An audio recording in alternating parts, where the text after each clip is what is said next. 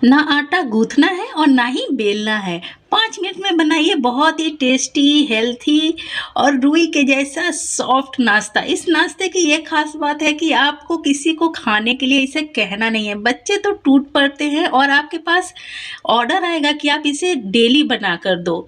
तो ये नाश्ता बहुत ही टेस्टी होता है। तो चलिए बिना देर किए वीडियो शुरू करते हैं। वीडियो शुरू करने से पहले आपसे रिक्वेस्ट है, आपने अभी तक मेरे चैनल को सब्सक्राइब नहीं किया तो प्लीज़ सब्सक्राइब कर लीजिएगा।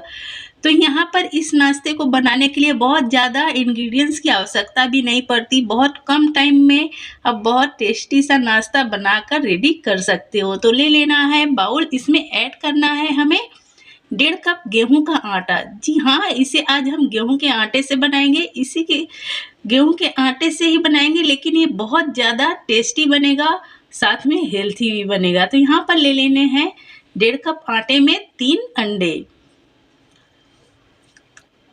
तो यहाँ पर देखिए 2 अंडे को मैंने फोड़कर डाला और ये तीसरा अंडे ऐड करेंगे। साथ में हमें इसमें ऐड करना है हाफ चम्मच नमक। नमक आप अपने स्वाद अनुसार ऐड कर सकते हो, कम या ज़्यादा। साथ में हम इसमें ऐड करेंगे चिली पाउडर। तो चिली पाउडर आप तीखा वगैरह जितना पसंद करते हो उस अनुसार से भी ऐड कर सकते हो। तो यहाँ पर मैं हाफ चम्मच से थोड़ा कम ऐड कर रही हूँ। तो इतना ही परफेक्ट है, बहुत ज़्यादा नहीं ऐड करना है। तो हमें ले लेना है दूध। दूध लेना है रूम टेम्परेचर का, मतलब पहले से गर्म दूध है, अभी ये रूम टेम्परेचर में आ गया है। और अंडा भी आपको फ्रीज से पहले ही बाहर निकाल देना है इस रेसिपी के लिए।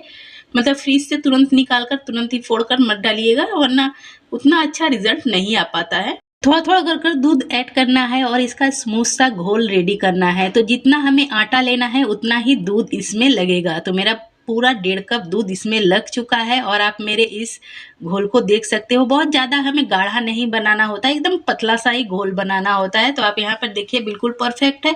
तो अभी इसमें हम ऐड करेंगे 3 चम्मच कुकिंग ऑयल। तो यहाँ पर मैं रिफाइंड ऑयल का यूज कर रही हूँ। मैं पूरी रेसिपी को रिफाइंड ऑयल से ही बनाऊंगी। तो आप जो ऑयल खाना पसंद करते हो वो ऐड कर सकते हो।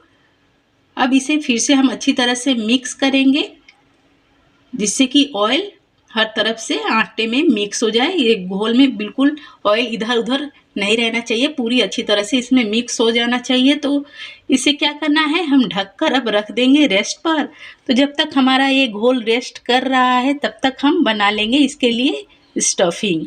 तो स्टफिंग आप बना भी सकते हो, नहीं भी बना सकते हो। इस रेसिपी को बनाकर आप किसी भी सब्जी के साथ भी खा सकते हो, या चिकन हो या मटन हो या फिर पनीर हो या फिर आलू गोभी की नॉर्मल सी सब्जी हो, मतलब हर चीज़ में ये परफेक्ट है। तो यहाँ पर मैंने कढ़ाई में 1 बड़ा चम्मच ऑयल डाला, 1 चुटकी पचफोरन, 1 मीडियम साइज का प्याज ऐड किया है, 4 मिर्च ऐड की है। मतलब आप जितना तीखा वगैरह खाना पसंद करते हो उसी अनुसार से आप इसमें मिर्च वगैरह ऐड कर लेना। तो इसे बहुत ज़्यादा नहीं भूनना है, हल्का सा सौटे करना है। फिर इसमें हमें ऐड कर देना है गाजर बारीक कद्दूकस किया हुआ और टमाटर। तो यहाँ पर मैंने 2 छोटे साइज का गाजर लिया था, 1 मीडियम साइज का टमाटर। तो इन सभी चीज़ों को डालकर हम 2 मिनट तक अच्छी तरह से इसे भून लेंगे। तो यहाँ पर भूनते हुए 2 मिनट हो चुके हैं, आप देख सकते हो सब कुछ बहुत ज़्यादा सॉफ्ट हो गया है। अब इसमें हम ऐड करेंगे 1/4 चम्मच गोल मिर्च, मतलब चुटकी से काउंट करो तो 3 चुटकी है। हाफ चम्मच नमक।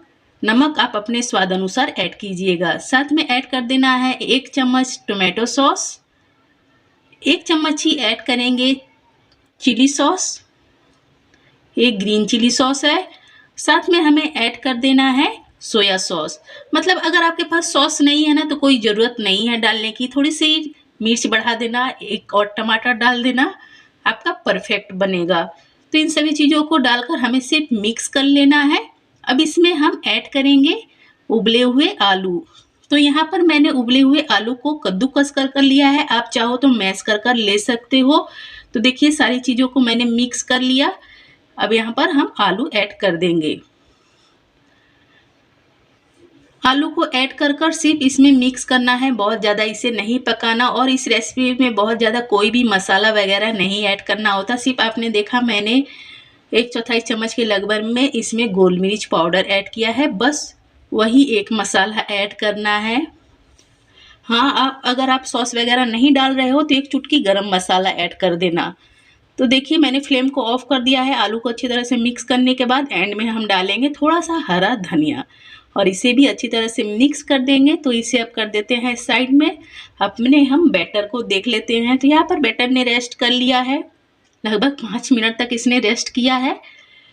अब इसे हम फिर बहुत ही अच्छी तरह से फेंट लेंगे। फेंटने से क्या होता है, जो इधर उधर थोड़ा बहुत इकट्ठा हुआ रहता है अच्छी तरह से मिक्स हो जाता है और इसका जो हमारा रोटी बनेगा एकदम सॉफ्ट सा बनेगा। तो तवे पर ज़्यादा ऑयल नहीं लगाना, सिर्फ 2-3 बूंद के लगभग में ऑयल डालना है और बार बार ऑयल लगाने की भी आवश्यकता नहीं है। मैंने पूरी रेसिपी में सिर्फ तवे पर 2 बार ही ऑयल लगाया था।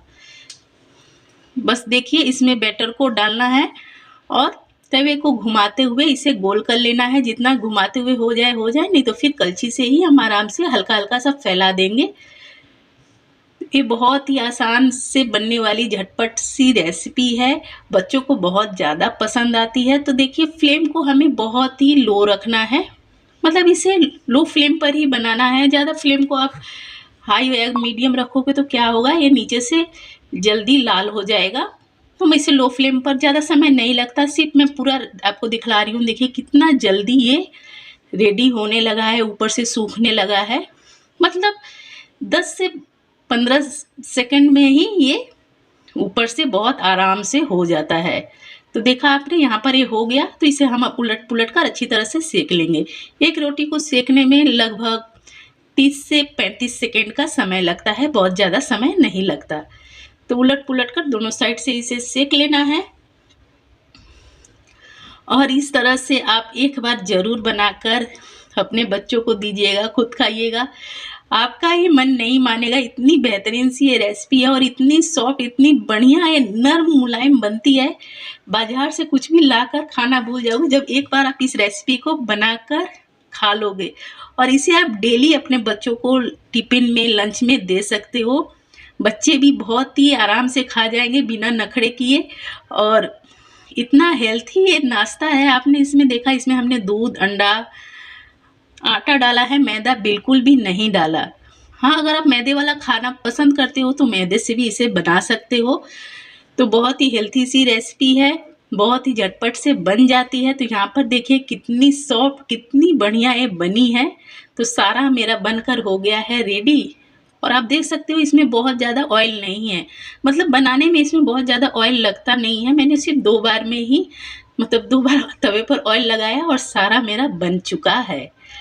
आप देखिए कितना ये प्यारा लग रहा है। एक बार मैं फिर से आपको दिखा दे रही हूँ, इधर उधर से हिला डुला कर, दबा वगा कर कि मतलब ये टूट रहा है या नहीं। आप देख लो, आप सोचोगे कि नहीं बना कर रख दिया फिर टूट जाएगा, तो कुछ नहीं। देखिए इसे मैं कितना दबा रही हूँ, कुछ नहीं हो रहा है।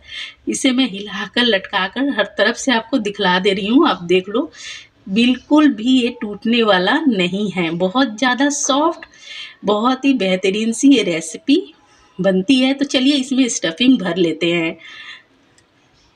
तो आप इसे ऐसे भी बनाकर किसी भी मतलब सब्जी वगैरह के साथ खा सकते हो, तड़का वगैरह किसी भी चीज़ के साथ खा सकते हो, खाने में बहुत ही टेस्टी लगती है।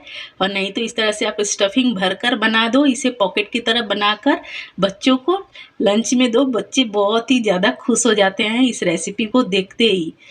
तो यहाँ पर इसी तरह से हम सारी रोटी में भर लेंगे। तो यहाँ पर देखिए कितनी बेहतरीन, कितनी टेस्टी ये बनी है। देखते ही मुंह में पानी आ जाए, इतना टेस्टी ये बनकर रेडी होता है।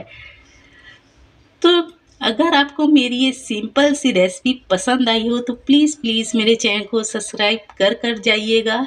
लाइक, कमेंट, शेयर करना मत भूलिएगा। मैं ऐसे ही प्यारे प्यारे रेसिपीज़ लेकर आती रहूँगी। Bye bye.